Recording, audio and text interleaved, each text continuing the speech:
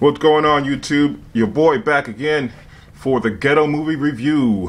Hey, you know what? I saw the film Warrior's Way yesterday. I was going to post it up yesterday, the video, but I didn't get around to it, so today is Sunday the next day. But I did see the film.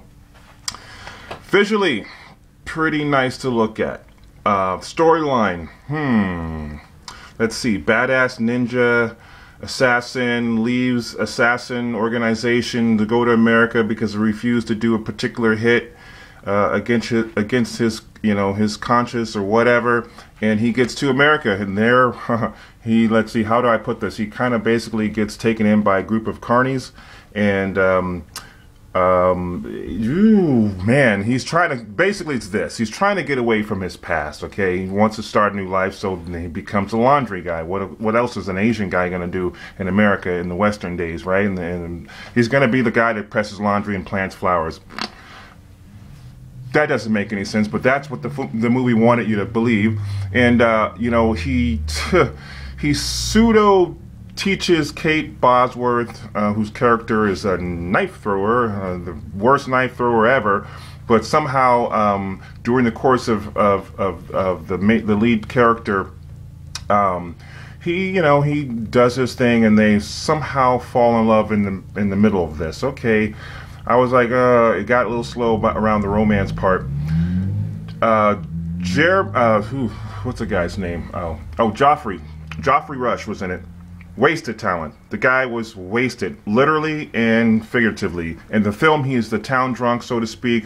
His character was just, I thought he was poorly directed in this movie, if you want to know the truth. So anyway, that little short dude, the little black guy, the small person, I don't want to use the other term that starts with the M because it's politically incorrect, but you know what, this is a Ghetto Movie Review, people, so we're going to just go there. No, I'm not going to go there. So anyway, this guy, he's kind of like the ringleader, and he was annoying me for some reason. Every line he delivered just seemed like fake, and so I know I'm rambling. Let's get back to the plot. The reason I saw this film was because of the supposedly cool-ass animation. Oof.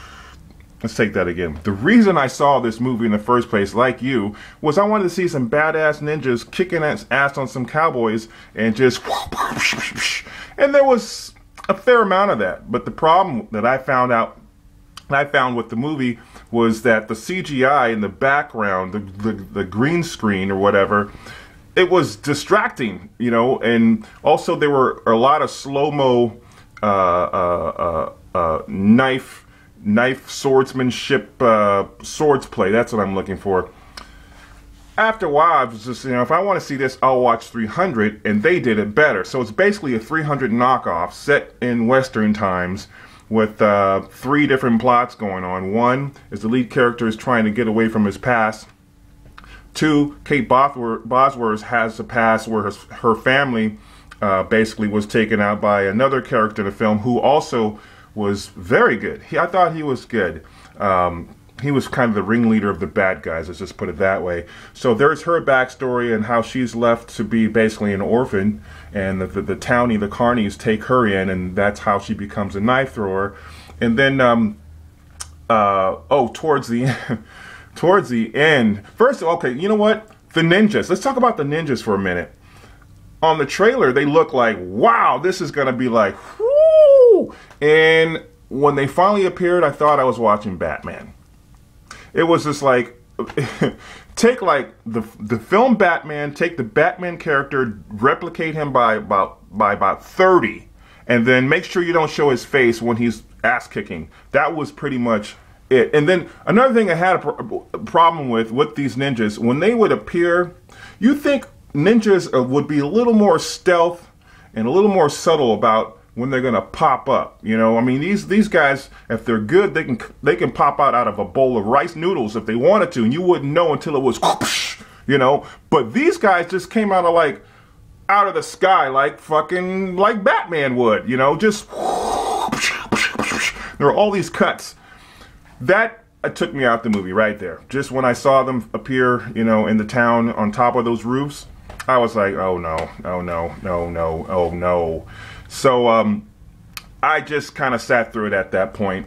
Another thing that bothered me so much was the music in between. They borrowed heavily from those spaghetti westerns, you know, Hang 'em High and all that, Good, Bad, and the Ugly. They just pushed the envelope too much for me with that. And the worst part, they literally used the theme from Popeye. Seriously, the Popeye theme song was in the film, and as the credits rolled, I just threw up my hand. I put down my popcorn. I, you know, threw my soda on the lady sitting in front of me. I was just like, okay, here's another one that I was expecting so much, and it just did not deliver. Overall, I give this a C. It's a rental movie, in my opinion. And then also the ending, I thought was just like, oh, geez, you know, I'd rather watch a good episode, to tell you the truth, of the David Carradine series from the 70s, Kung Fu. That was more intriguing. That was a little more realistic. You know, he's a fish out of water in Western society during that era. And I just thought that was a better movie to remake, you know, if you really ask me. So Warrior's Way, I say no way on Warrior's Way, you know. Sorry, guys. But check it out if you want to. I did do a pre-trailer on it. If you didn't see that video, there's some bloopers on it. I didn't know what the film was about clearly, but now I know. I don't really recommend it. It's a rental film. And that's my review for today. Little bit later, I will do a review on Faster with The Rock. That one's worth watching. I'm out. Take care.